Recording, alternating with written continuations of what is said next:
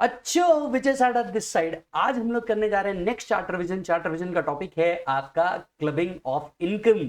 अच्छा, ये जो टॉपिक है फाइनल का, इसको जब भी आप पढ़ेंगे मैं कहूंगा सर्च एंड सीजर के बाद पढ़िएगा। मतलब सर्च एंड सीजर इंटरेस्ट वाला जो टॉपिक हो जाए इसके बाद आप इसे पढ़िएगा, तब आपको ज्यादा मजा आएगा, तब आपने इसका ज्यादा बेनिफिट लेना है। चलो, अगर मैं आपको बात कर दूं कि एग्जाम में व्यू से कौन कौन से सेक्शन इसके अंदर के इंपॉर्टेंट है, तो मैं आपको बता दूं सबसे पहले माइनर इनकम इसके अंदर में बहुत ज्यादा पूछा जाता है। नेक्स्ट चीज जो इसके अंदर में पूछी जाती है वो है सैलरी कमीशन बोनस। तीसरी चीज जो इसके अंदर में पूछी जाती है transfer to spouse for inadequate consideration. और चौथी चीज जो पूछी जाती है business out of gifted money. तो ये वो चीजें हैं जो आपको सबसे ज्यादा पूछी जाती है। बहुत छोटा सा चार्ट रिवीजन है, और फाइनल वालों अगर ये चार्ट रिवीजन आपको वैल्यू क्रिएट कर रहा है तो प्लीज वीडियो को लाइक कर दीजिएगा, और हाँ, अपने जितने भी साथीदार हैं उनको जरूर बताइएगा। तो ये चार्ट रिवीजन में हम लोग आगे बढ़ेंगे। Let's go. चलिए, तो सबसे पहले शुरुआत करते हैं बेसिक्स ऑफ क्लबिंग से। क्या क्लबिंग इंपॉर्टेंट है? The answer is yes, important है। क्लबिंग आपको करना ही पड़ेगा, आपके पास कोई ऑप्शन नहीं है। वेल, जब भी आप ये चैप्टर को पढ़ते रहेंगे ना, तो बार बार आपके मन में आएगा हर एओ को कैसे पता चलेगा या डिपार्टमेंट को कैसे पता चलेगा कि ऐसा कुछ हुआ है, ऐसा कुछ हुआ है। एक प्रैक्टिकल बात मैं आपको बता दूं, ये चैप्टर लॉजिकली तभी एप्लीकेबल होता है जब असेसमेंट हो जाता है। मतलब इनकम टैक्स डिपार्टमेंट अगर असेसमेंट कर दे तो ही ये चैप्टर की एप्लीकेबिलिटी आती है। खुद होकर तो कोई नहीं बताना चाहेगा कि मैंने अपनी इनकम थी जो किसी और को डाइवर्ट करी। अब चैप्टर का होल लॉजिक क्या है? चैप्टर का होल लॉजिक ये है कि अगर असेसी ने कभी भी उसकी इनकम जो उसके हाथ में टैक्सेबल होनी थी वो अगर किसी और को डाइवर्ट कर दी है, तो ऐसे केस में जो एओ है इसके पास इन सेक्शंस के अंदर में पावर है कि वो उस पर्टिकुलर इनकम को आपके हाथ में क्या कर दे, क्लब कर दे। And that's how the chapter works, right now. तो बेसिकली प्रैक्टिकल लाइफ में ये चैप्टर तभी वर्क करता है जब एओ असेसमेंट कर देता है, तब आपके हाथ में ये क्लबिंग होती है। हालांकि लॉ इंटेंशनल ये मानता है कि अगर आपने ऐसा कुछ किया है तो खुद होकर के आप सबसे पहले सेल्फ असेसमेंट में ही काम कर देंगे। खैर, वो तो दूर की बात है, खुद होकर के आप सुबह सुबह उठ के जो नित्य नियम के काम है वो भी नहीं करते, तो ये तो दूर की बात है। चलिए फिर भी शुरुआत करते हैं। क्या सिर्फ इनकम ही क्लब होती है या लॉसेस भी क्लब होते हैं? पॉइंट टू बी नोटेड मालिक, negative income is also club, that is losses is also club. तो अगर प्रोविजन सेटिस्फाई होती है तो लॉसेस भी क्या होंगे, क्लब किए जाएंगे। अच्छा, क्लबिंग प्रोविजन जो है ये मैंडेटरी है, आई मीन टू से इसमें कोई ऑप्शन नहीं है, आपको ये करना ही पड़ेगा। जिसकी भी इनकम आपके हाथ में क्लब हो रही है, इनकम सबसे पहले रिसिपिएंट के हाथ में क्लब की जाएगी। जितने एक्सपेंडिचर एंड अलाउेबल डिडक्शन है दिया जाएगा, और it is the net income which gets clubbed. It is the net income which will be clubbed. Yes और नो? चलिए, सबसे पहले सेक्शन की शुरुआत करते हैं। सेक्शन नंबर 60 बड़ा ही सिंपल सा है, आसान सा है। सुनिए क्या है ये सेक्शन नंबर 60 क्या करता है? Transfer of income without transfer of asset. अगर किसी भी व्यक्ति ने अपनी इनकम ट्रांसफर कर दी है विदाउट ट्रांसफरिंग द एसेट, तो जो इनकम है वो क्लब होगी इन the hands of transferor. Late me give an example. मान लीजिए विजय ने एक एफडी बनाई, और एफडी पे आने वाला इंटरेस्ट विजय ने इंस्ट्रक्ट किया कि आप मेरे सन के अकाउंट में क्या कर दीजिए, डिपॉजिट कर दीजिए। Here Vijay transfer the interest without transferring the asset. ऐसे केस में वो जो इंटरेस्ट इनकम है वो विजय के हाथ में टैक्सेबल होगी, भले ही ट्रांसफर किसके हाथ में हुई हो, विजय के सन के हाथ में हुई हो। So if any person transfer any income without transfer any asset, then such income is taxable in the hands of transferor. Such income will be taxable in the hands of transferor. Yes. आते हैं next section के ऊपर। Next section है section 61। It is called as revocable transfer. अब दोस्त, ये revocable का मतलब क्या होता है तुझे पता है? रिवोकेबल का मतलब है जो कभी भी वापस लिया जा सकता है, इसे हम कहते हैं रिवोकेबल, राइट? अच्छा, अब मैंने क्या किया, मान लीजिए मेरे को टैक्स रेट लग रहा था 30%। फॉर द टाइमिंग मैंने एक अग्रीमेंट बना करके क्या कर दिया, एसेट को लेट से मेरे किसी रिलेटिव के नाम पे ट्रांसफर कर दिया। 4 साल 5 साल बाद जब उसका 30% का टैक्स रेट आया, मैंने ये एसेट वापस ले लिया। मैंने एग्रीमेंट में ऑलरेडी ये लिख रखा था कि मैं ये कभी भी वापस ले सकता हूं। अब don't you think the whole intention of transferring this asset was to evade the tax, और to move the tax in a lower hand, और to move in the hands of other person having a lower tax rate? Yes. तो ऐसे case में section 61, जब भी ऐसा कोई intention एओ पकड़ लेगा, सेक्शन 61 के तहत क्लबिंग कर देगा मेरे हाथ में, क्योंकि ये ट्रांसफर रिवोकेबल ट्रांसफर था। So income arising from transfer of asset, if it is a revocable transfer, income shall be taxable in the hands of transferor. यही अगर ये irrevocable transfer होता है, it is not taxable in the hands of transferor, उस case में ये clubbing नहीं होती। Coming up to the another section, minors income. Now दोस्तों, minors income इसको सबसे ज्यादा पूछा जाता है इंटर और फाइनल दोनों लेवल के ऊपर, तो प्लीज ध्यान से सुनना। माइनर मतलब क्या? Who has not completed the age of 18 years. वैसे आज 18 से कम वाले भी जल्दी मेजर हो जा रहे हैं, वो तो सिर्फ कहने के लिए माइनर रह रहे हैं। यस, चलिए बात करते हैं आगे। माइनर्स इनकम की अगर मैं बात करूं दोस्त, तो माइनर को अगर कोई इनकम आ रही है तो ये इनकम क्लब होगी। किसके हाथ में क्लब होगी? पेरेंट्स के हाथ में क्लब होगी, हैविंग हायर इनकम। तो मॉम या डैड जिसकी भी इनकम हायर होगी उसके हाथ में क्या किया जाएगा? क्लब किया जाएगा। अब यहाँ पे कुछ एक्सेप्शन है, मतलब 3 केसेस में जो इनकम है वो माइनर के हाथ में टैक्सेबल होती है, क्लब नहीं होती। In following cases it shall not be club. अब यहां पे जब मैं कह रहा हूं नॉट क्लब, इसका मतलब ये नहीं है कि वो एग्जम्प्ट है, इसका मतलब ये है कि वो माइनर के हाथ में ही टैक्सेबल है, किसी और के हाथ में क्लबिंग नहीं होने वाली। And shall be taxable in the hands of minor himself. किसके हाथ में क्लब होगी? माइनर हिमसेल्फ, उसी के हाथ में क्लब की जाएगी। कौन कौन सी इनकम? पहला, earned out of skill and talent. Minor ने अगर कोई भी स्किल या टैलेंट से कोई इनकम अर्न की है तो वो माइनर के हाथ में क्या होगी? टैक्सेबल होगी, क्लब नहीं होगी।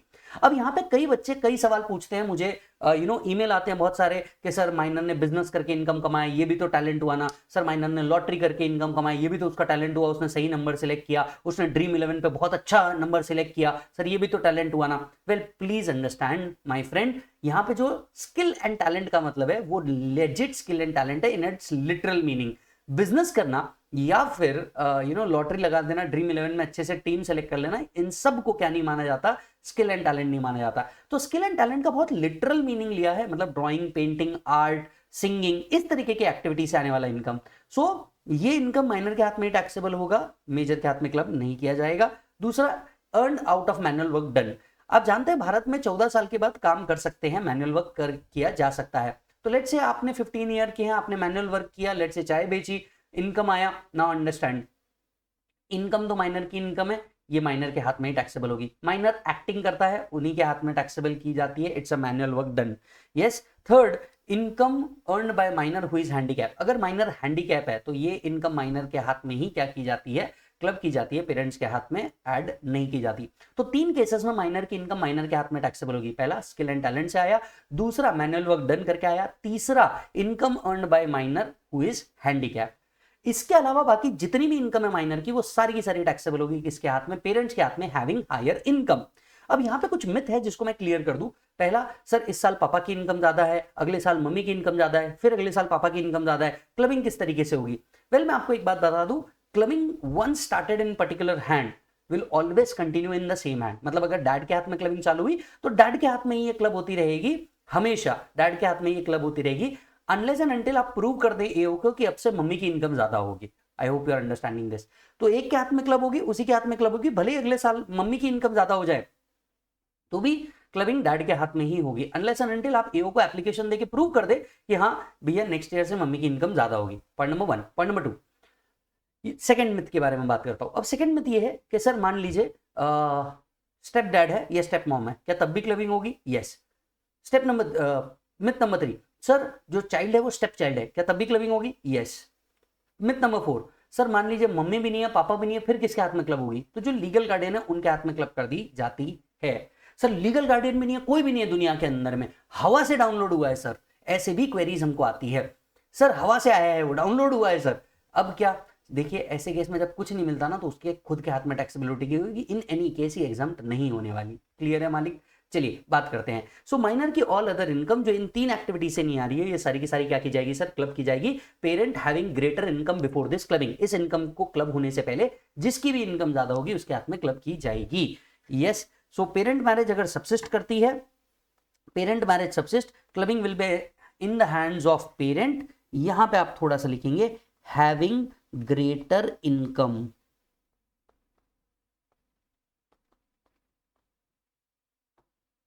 Having greater income. Parent marriage अगर सबसिस्ट नहीं करती, अब ये पेरेंट मैरिज सबसिस्ट नहीं करती का मतलब क्या है?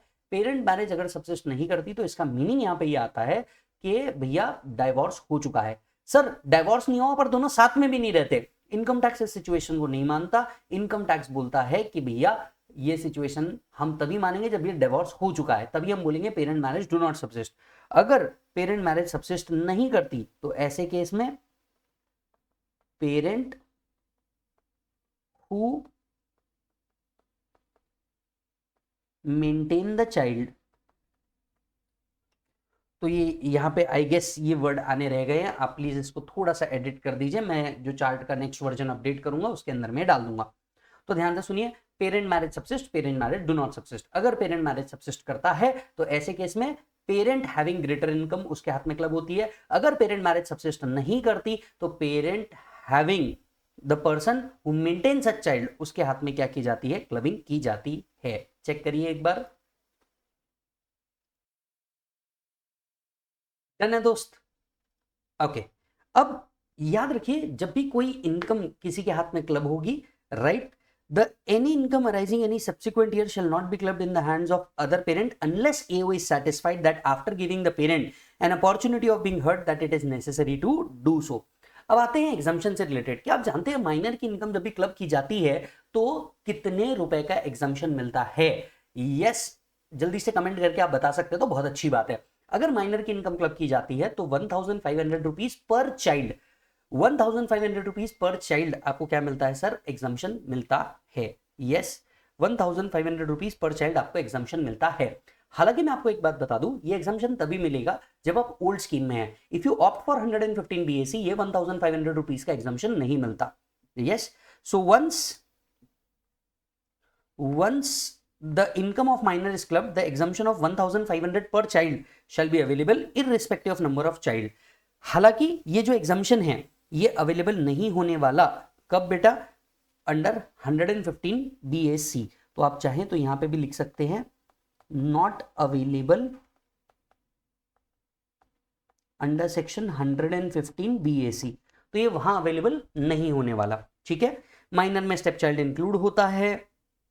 क्या माइनर मैरिड डॉटर भी इंक्लूड होती है? Yes sir, minor married daughter को भी अगर कोई इनकम आ रही है तो उसी के पेरेंट्स के हाथ में क्या की जाएगी, क्लब की जाएगी। एक बार अगर आप मेजॉरिटी अटेन कर लेते हैं तो ये प्रोविजन आपके लिए एप्लीकेबल नहीं होने वाली। क्लियर है मालिक? चलिए नेक्स्ट बात पे आते हैं हम लोग, transfer to spouse for inadequate consideration. अब ये सेक्शन क्या कहता है, जरा ध्यान से सुनिए। ये सेक्शन कहता है मान लीजिए आपने कोई एसेट ट्रांसफर कर दिया, किसको, स्पाउस को, विदाउट एनी कंसिडरेशन और फॉर इनएडिक्वेट कंसिडरेशन।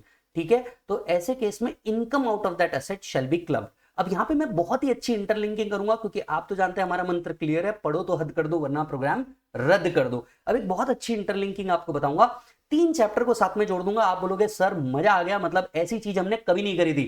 तो मालिक इधर ध्यान से सुनना, ठीक है, इतना गजब पॉइंट बताने जा रहा हूं। अज्यूम कीजिए ये है विजय, ठीक है, और लेट्स से ये है विजय की स्पाउस, ये है लेट्स से विजय की स्पाउस। अब ध्यान से सुनना, विजय जब कोई कैपिटल एसेट लेट से गिफ्ट कर देता है विदाउट कंसिडरेशन, विजय अगर कोई कैपिटल एसेट लेट से गिफ्ट कर देता है, विजय के हाथ में टैक्स ट्रीटमेंट क्या, स्पाउस के हाथ में टैक्स ट्रीटमेंट क्या, और इस सेक्शन का इंप्लीमेंटेशन एग्जैक्टली किधर होगा।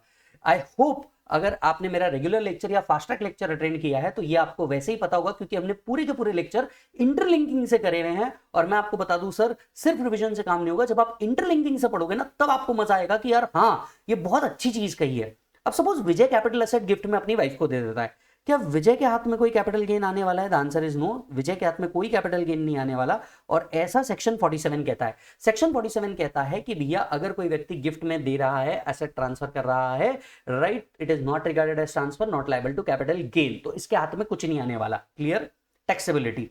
अब व्हाट अबाउट स्पाउस? क्या स्पाउस के हाथ में गिफ्ट टैक्सेबल है? आपको याद होगा 56(2)(10 गिफ्ट का प्रोविजन है, ये कहता है कि भैया ये गिफ्ट भी नहीं माना जाएगा because gift from a relative is totally exempt. अब सवाल ये उठता है कि ये दो प्रोविजन तो आपने अलग अलग चैप्टर में डेफिनेटली पढ़े हुए हैं, तो ये प्रोविजन क्या कह रहा है कि अगर कोई गिफ्ट कोई कैपिटल एसेट उठा करके ट्रांसफर कर दिया for inadequate consideration, without consideration, तो फिर ये जो क्लबिंग है ये अट्रैक्ट होगा। अब आप देख रहे हैं गिफ्ट तो टैक्सेबल ही नहीं है, तो फिर क्लबिंग कैसे अट्रैक्ट होता है? यही आपके बेसिक में वांदे है, BMW है, जिसको मैं क्लियर करता हूं। ध्यान से सुनिए, विजय जब गिफ्ट दे रहा है, विजय के हाथ में कैपिटल गेन नहीं है। विजय की वाइफ को जब कोई एसेट मिल रहा है, उनके हाथ में ये गिफ्ट बोल के टैक्सेबल नहीं है। अब सपोज कर लीजिए इस कैपिटल एसेट से कोई इनकम आई, बराबर है, गिफ्ट टैक्सेबल नहीं था, पर गिफ्ट से, गिफ्टेड एसेट से जो इनकम जनरेट हो रही है वो इनकम तो टैक्सेबल होगी ना bro. I hope you are understanding this. तो विजय ने लेट से क्या कर दिया, हाउस ट्रांसफर कर दिया। लेट अस अंडरस्टैंड, राइट, विजय ने हाउस ट्रांसफर कर दिया, विजय के हाथ में कोई कैपिटल गेन नहीं, विजय की स्पाउस के हाथ में क्या होने वाला है, कोई गिफ्ट प्रोविजन टैक्सेबल नहीं है, लेकिन ये घर किराए पे चढ़ा के जो इनकम आई वो इनकम तो टैक्सेबिलिटी में आएगी ना दोस्त, वो इनकम क्लब होगी। अब कैसे क्लबिंग होगी? अगर ये जो कैपिटल से ट्रांसफर कर रही है हाउस प्रॉपर्टी है, तो यहां पे सेक्शन 27 के तहत क्लबिंग होगी, विजय को डीम्ड ओनर माना जाएगा। क्लबिंग होगी पर हाउस प्रॉपर्टी के केस में सेक्शन 27 में क्लबिंग होगी और विजय को डीम्ड ओनर माना जाएगा। यस और नो? और मान लीजिए अगर ये हाउस प्रॉपर्टी छोड़ के कोई भी अदर एसेट है, लेट से विजय ने पैसे ट्रांसफर किए थे और वाइफ ने उसको एफडी में रख के इंटरेस्ट कमा लिया, अब यहां पे ये हाउस प्रॉपर्टी नहीं है, इन एनी अदर केस जो क्लबिंग होगी वो सेक्शन 64 में होगी। इन एनी केस एक बात याद रखिए, विजय के हाथ में कोई कैपिटल गेन नहीं, पल्लवी के हाथ में जब मिल रहा है कोई गिफ्ट नहीं, लेकिन जब इन एसेट से इनकम जनरेट हो रही है तब क्लबिंग प्रोविजन डेफिनेटली अट्रैक्ट होगा, और वो हम बात कर रहे हैं सेक्शन 64 में। ये हाउस हुआ तो सेक्शन 27 में विजय के हाथ में क्लब होगा, अगर ये हाउस छोड़ के कोई भी अदर एसेट हुआ तो विजय के हाथ में क्लबिंग होगा सेक्शन 64 के तहत। I hope you are understanding this and I am sure आपको इस पर मजा आया होगा। अगर मजा आया है तो दिल से जरूर कमेंट छोड़ के जाना, ये हमें हेल्प करता है, मोटिवेट करता है। यस कि हाँ यार ये तो इंटरलिंकिंग में मजा आ गया, राइट। अच्छा जी, मैं कुछ बच्चों से जरूर रिक्वेस्ट करूंगा कि अगर आप टाइमलाइंस डाल सकते हैं तो दोस्त प्लीज टाइमलाइंस डाल देना, मेरे पास टाइम नहीं है टाइमलाइंस डालने के लिए, मैं आपके लिए मेहनत कर रहा हूं, आप में से अगर कोई टाइमलाइंस डाल सके तो प्लीज टाइमलाइंस भी डाल देना, ठीक है। So where asset is transferred as change in shape and identification then income from some change asset is also club. अगर एसेट ने अपना शेप चेंज कर दिया तब भी ये क्लबिंग प्रोविजन अट्रैक्ट होती है। चलिए इसके आसान भाषा में समझाता हूं। अब इसका मीनिंग क्या होता है, लेट्स से मैंने वाइफ को क्या दिया था, कैश गिफ्ट दिया था, वाइफ ने एफडी रख दी, चेंज इन शेप, कैश दिया था उसने क्या रख दी, एफडी रख दी। मैंने वाइफ को गोल्ड दिया था, उसने गोल्ड को बेच के क्या कर दिया, लेट्स से एफडी रख दी, तो यहां पे चेंज इन शेप हो गया। Are you getting the point. अब यहां पे मेरे से कुछ बच्चे कहते हैं कि सर जब आप गोल्ड सेल करेंगे तो डेफिनेटली कैपिटल गेन भी आएगा। जी हाँ, कैपिटल गेन भी आएगा और वहां भी क्लब हो जाएगा। क्लियर है मालिक? आई होप ये सेक्शन बड़ा क्लियर हुआ। इंटरलिंकिंग के साथ आते हैं नेक्स्ट सेक्शन के ऊपर, ट्रांसफर टू सन्स वाइफ। अब क्या है, मान लीजिए अगर किसी ससुर ने अपनी बहू को कुछ ट्रांसफर किया विदाउट एडिक्वेट कंसिडरेशन और फॉर इनएडिक्वेट कंसिडरेशन, इस सेम एग्जांपल में आप स्पाउस हटाइए, सन्स वाइफ रख दीजिए। यस, बहू, पुत्र वधू, बहू रख लीजिए। अब क्या होगा मैं आपको बात बताता हूं। मान लीजिए अमिताभ बच्चन ने ऐश्वर्या राय जी को क्या कर दिया, कोई कैपिटल एसेट ट्रांसफर कर दिया। अमिताभ बच्चन जी के हाथ में कोई कैपिटल गेन नहीं, ऐश्वर्या जी के हाथ में कोई आईएफओएस नहीं, बिकॉज वो रिलेटिव है, लेकिन इस एसेट से जो इनकम आएगी वो क्लब होगी एज पर सेक्शन 64(1)(6).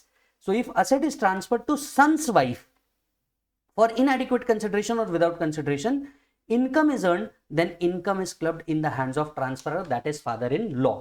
अब एक बात अगर आपने ध्यान से देखा होगा ना, स्पाउस को ट्रांसफर कवर किया गया है, सन्स वाइफ को ट्रांसफर कवर किया गया है। अब कुछ बच्चे यहां पे सवाल पूछते हैं कि सर मान लीजिए उन्होंने अभिषेक बच्चन को ट्रांसफर किया होता, लेट्स से अमिताभ बच्चन जी ने जया जी को ट्रांसफर किया, क्लबिंग अट्रैक्ट होगा, ऐश्वर्या जी को ट्रांसफर किया, क्लबिंग अट्रैक्ट होगा। यही अगर वो अभिषेक को ट्रांसफर कर दे तो क्लबिंग अट्रैक्ट होगा क्या? वेल ऑनेस्टली इसका जवाब है no, unless and until you fall in section 60। जब तक आप सेक्शन 60 में फॉल नहीं कर रहे तब तक के इसका जवाब नो ही रहेगा, क्योंकि यहां पे सिर्फ वाइफ और सन्स वाइफ कवर किया गया है, अदर पर्सन कवर नहीं किया गया है। क्लियर है मालिक? आते हैं transfer for the benefit of wife और सन्स वाइफ। अब क्या हुआ ये अंडरस्टैंड कीजिए। मान लीजिए अमिताभ बच्चन जी ने ट्रस्ट बनाया, बीइंग ह्यूमन ट्रस्ट, और उसमें ट्रांसफर किया, बराबर है, या बीइंग मनुष्य ट्रस्ट उसमें ट्रांसफर किया, लेकिन इस ट्रस्ट जो बेनिफिट देगा वो जया जी को देगा और ऐश्वर्या जी को देगा। मतलब जब इन्होंने क्या किया, वाइफ को ट्रांसफर रोका, जब सन्स वाइफ को रोका तो थर्ड पर्सन को ये लोग ट्रांसफर कर देने लग गए for the benefit of wife और सन्स वाइफ। अब ईओ को पता चला कि इन लोगों ने इस तरीके से लॉ को ट्वीक किया है, उन्होंने क्या किया, प्रोविजन बना दिया। क्या कहा, if asset is transferred for the benefit of wife और sons wife, then income from such property shall be clubbed in the hands of transferor. Income from such property shall be clubbed in the hands of transferor. तो अगर मान लीजिए अमिताभ बच्चन जी ने ऐसा कोई trust बनाया जो ट्रस्ट बेनिफिट दे रहा है वाइफ और सन्स वाइफ को, ये भी क्या किया जाएगा, क्लब किया जाएगा। ये सुनो, वेल मैं जो लास्ट 3 सेक्शन बोले एग्जाम पॉइंट ऑफ व्यू से ये इतने ज्यादा नहीं आते, तो आप इसको अवॉइड करके चल सकते हो, बट हाँ ये पूछा जाता है, जो अगला सेक्शन हम लोग डिस्कस करने जा रहे हैं ये पूछा जाता है। तो let's go for this particular section. अब ये सेक्शन क्या बोलता है, ध्यान से सुनिए। मान लीजिए husband has a substantial interest in a concern, और वो कंसर्न इसकी वाइफ को क्या देता है, रेम्यूनरेशन या कमीशन देता है विदाउट एनी प्रोफेशनल और technical qualification, without any professional और टेक्निकल क्वालिफिकेशन, तो क्या किया जाएगा, क्लबिंग प्रोविजन अट्रैक्ट होगी। Let me give an example. मान लीजिए Vijay has a substantial interest in Ekatvam, और एकत्वम क्या करता है, विजय की वाइफ को रेम्यूनरेशन या कमीशन देता है विदाउट एनी प्रोफेशनल या टेक्निकल क्वालिफिकेशन, तो ऐसे केस में क्लबिंग अट्रैक्ट होगा। अब आपके मन में सवाल उठेगा, यार ऐसा कोई प्रोविजन लाने की जरूरत ही क्या थी? बताता हूं, ध्यान से सुनना। मान लीजिए विजय को एकत्वम से कोई रेम्यूनरेशन लेना है, विजय क्या बोलेगा, यार मेरे को अगर रेम्यूनरेशन आया तो 30% पे टैक्सेबल हो जाएगा, मेरी वाइफ का बेसिक एग्जाम्पशन लिमिट यूज करता हूं, उसको ट्रांसफर कर देता हूं। तो पहले लोग ऐसा किया करते थे कि सब्सटैंशियल होल्डिंग किसी ऑर्गेनाइजेशन में रखते थे और वो ऑर्गेनाइजेशन क्या करता था, बाद में रेम्यूनरेशन या कमीशन उसके वाइफ को देता था। देना उसको चाहिए था पर उसको ना देकर के जानबूझ के उसके वाइफ के अकाउंट में ट्रांसफर करता था। जब ईयू को समझ में आया ये लोग तो हमें बेवकूफ बना रहे हैं, तब जाकर के लोगों ने, इनकम टैक्स डिपार्टमेंट ने इस तरीके के प्रोविजन को ऐड किया। लॉजिक समझ में आ गया? चलो ध्यान से सुनना। अब अगर मान लीजिए विजय का किसी कंसर्न के अंदर में सब्सटैंशियल इंटरेस्ट है, अब आपके मन में सवाल उठेगा ये सब्सटैंशियल इंटरेस्ट मतलब क्या होता है। मान लीजिए अगर जो कंसर्न है वो कंपनी है, लेट्स से एकत्वम लिमिटेड है, कंपनी है, तो 20% ऑफ वोटिंग राइट। अगर एकत्वम लिमिटेड ना होकर लेट्स से कोई फर्म है तो 20% ऑफ प्रॉफिट। तो 20% ऑफ वोटिंग राइट या 20% ऑफ प्रॉफिट डिपेंडिंग अपॉन वो कंसर्न कंपनी है या अदर है। क्लियर है? अगर वो रेम्यूनरेशन देता है लेट्स से विजय की स्पाउस को without any professional and technical qualification, मतलब वाइफ के पास कोई प्रोफेशनल, वाइफ के पास कोई टेक्निकल क्वालिफिकेशन नहीं है, फिर भी रेम्यूनरेशन दे रहे हैं, तो ऐसे केस में क्या होगा दोस्त, क्लबिंग प्रोविजन अट्रैक्ट होगी। चेक कीजिएगा। If spouse has earned remuneration from a concern where individual has a substantial interest, किसका इंटरेस्ट होना चाहिए, इंडिविजुअल का सब्सटैंशियल इंटरेस्ट होना चाहिए, and spouse does not possess any professional और टेक्निकल क्वालिफिकेशन, वाइफ के पास कोई प्रोफेशनल कोई टेक्निकल क्वालिफिकेशन नहीं है, and spouse does not, कौन, spouse does not possess any professional or technical qualification, then such remuneration shall be clubbed in the hands of transferor। substantial interest का मतलब होता है कंपनी की केस में 20% ऑफ वोटिंग राइट, अदर्स की case में 20% of profit. Yes, अब बताइए हस्बैंड और वाइफ दोनों का सब्सटैंशियल इंटरेस्ट है और दोनों को रेम्यूनरेशन मिल रहा है without any professional and technical qualification. अब क्या करेंगे, clubbing will be made in the hands of person having higher income before this clubbing. Clubbing will be made in the hands of person having higher income before this clubbing. जब हम ये 20% count करते रहेंगे, इसमें relative का holding भी क्या किया जाएगा, कंसिडर किया जाएगा। एंड रिलेटिव का मतलब है husband, wife, brother, sister, any lineal ascendant और डिसेंडेंट इसके अंदर में कवर किए जाएंगे। यस, एक बार प्रोविजन को फिर से देख लीजिए जल्दी से।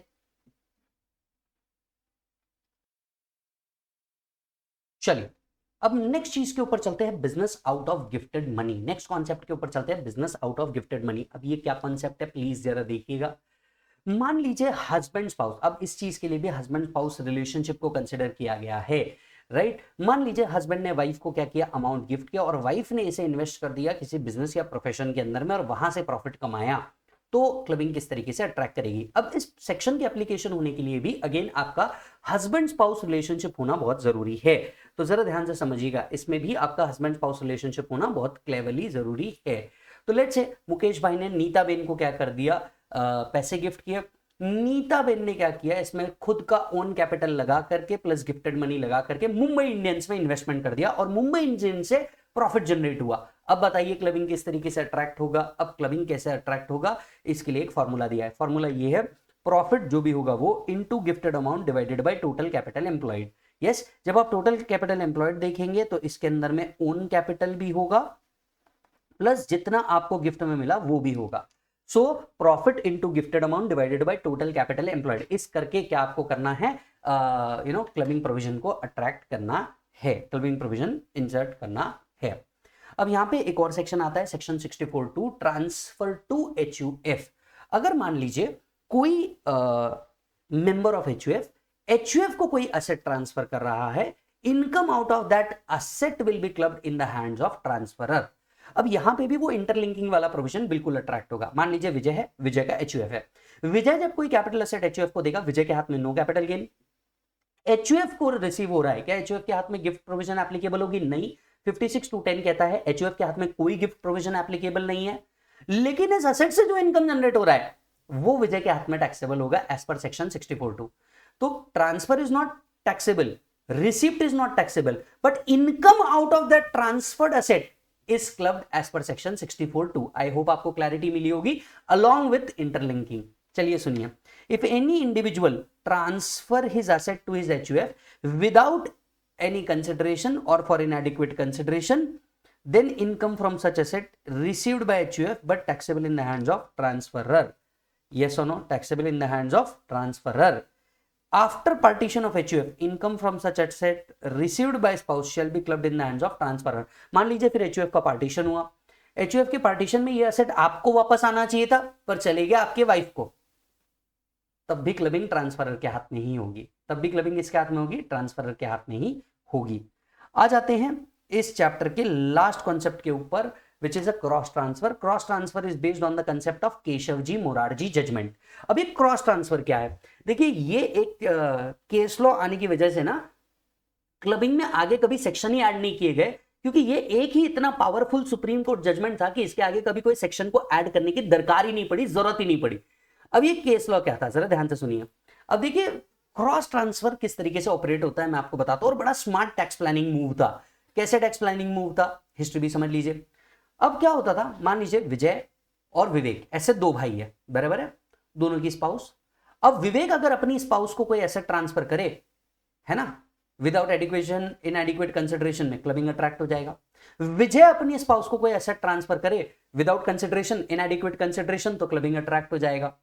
और विजय था चार्टर्ड अकाउंटेंट, विजय सोचा कि यार इस लॉ को किस तरीके से थोड़ा यूज किया जाए अच्छे पर्पस के लिए। आप समझ रहे हैं, हम लोग लॉ नहीं तोड़ते, हम लोग चार्टर्ड अकाउंटेंट लोग हैं, हम लॉ को मैनेज करते हैं, है ना। हम लोग कभी लॉ नहीं तोड़ते साहब, हम लोग सिर्फ लॉ को मैनेज करते हैं, और यही हमारा हुनर है, इसीलिए तो लोग पैसे देते हैं हमारे को। अब सवाल उठता है कि यार अब किस तरीके से क्या किया जाए, तो विजय अपने भाई को बुलाता है, भाई इधर, भाई बैठते हैं, भाई सुन, तू वाइफ को मतलब भाभी को कुछ ट्रांसफर करेगा, इलॉजिकल है। मैं पल्लवी को कुछ ट्रांसफर करूंगा, इलॉजिकल है। मेरे पास एक तरीका है जिससे दोनों का टैक्स बच जाए। भाई बोला बता, जल्दी बता क्या करना चाहिए। देख, तू भाभी को 5 लाख देने वाला है, मैं भी पल्लवी को 5 लाख देने वाला हूं। लेट्स डू वन थिंग, मैं भाभी को ट्रांसफर करता हूं 5 लाख रुपए एज ए गिफ्ट, तू पल्लवी को ट्रांसफर कर, बराबर है। हस्बैंड वाइफ रिलेशनशिप ही नहीं रहेगा, लॉ अप्लाई ही नहीं हो सकता। एओ आएगी, एओ बोलेगी ये तुमने गलत किया, हम कहेंगे सर लॉ यहां पे प्रोविजन अप्लाई करने के लिए हस्बैंड स्पाउस रिलेशनशिप होना जरूरी था।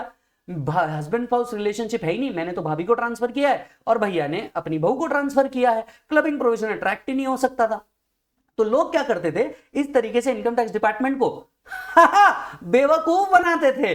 तब जाके इनकम टैक्स डिपार्टमेंट ने क्या किया, इनकम टैक्स डिपार्टमेंट ने एक अप्लाई किया सुप्रीम कोर्ट में। केस का नाम था केशवजी मोरारजी जजमेंट। क्लियर है? क्या ये जजमेंट का नाम हमने याद रखना चाहिए? वेल मैं इसके पहले भी बोल चुका हूं, सेक्शन नंबर और जजमेंट का नाम आपको याद नहीं भी रहे तो भी चल जाएगा। अब ये केशवजी मोरारजी जजमेंट के अंदर में सुप्रीम कोर्ट ने पावर दिया इनकम टैक्स डिपार्टमेंट को, ये कहते हुए if two transactions are so intimately connected that it can be said that a circuitous method has been adopted to evade the tax, clubbing provision can be attracted। मतलब जितने clubbing में provision लिखे हैं वो तो है ही, इसके अलावा कभी भी ऐसे ट्रांजैक्शन एओ को मिल जाते हैं जिससे ये क्लियर है कि कोई सर्किटियस मेथड अडॉप्ट किया गया है टू इवेड द टैक्स, कोई सर्किटियस मेथड अडॉप्ट किया गया है टू इवेड द टैक्स, तो ऐसे केस में क्लबिंग प्रोविजन अट्रैक्ट की जा सकती है।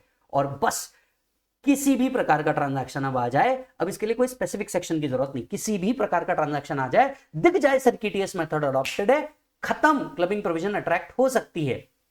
So if two